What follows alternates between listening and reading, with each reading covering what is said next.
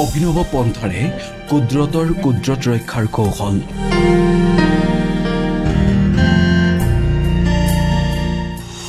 একক প্ৰচেষ্টাত বিদ্যালয়ে বিদ্যালয়ে গছপুলি ৰোপণ। কেতিয়াবা এখন ই ৰিক্সা, কেতিয়াবা এখন চাইকেলত গছপুলি কঢ়িয়াই ফুৰা এজন মানুহ।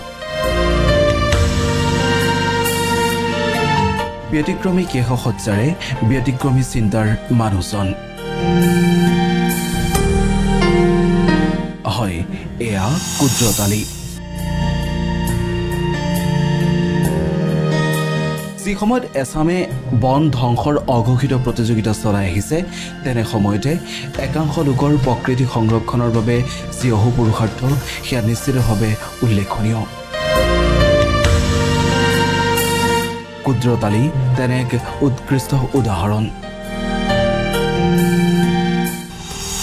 মাজুলীৰ ৬০খন স্কুলত ৰোপণ গছপুলি।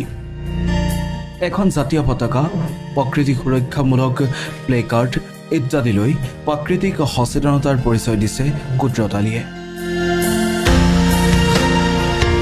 কুদৰত আলী এতিয়া হাজাৰজনৰ বাবে আদৰ্শ। শিক্ষাৰ্থীসকলৰ লগতে সাধাৰণ লোকক কুদৰতে বুজাই গৈছে প্ৰকৃতি ৰক্ষাৰ মহামন্ত্ৰ। মাজুলীৰ পৰা ব্যুৰ সহযোগত নিউজ ডেস্ক, প্ৰথম খবৰ।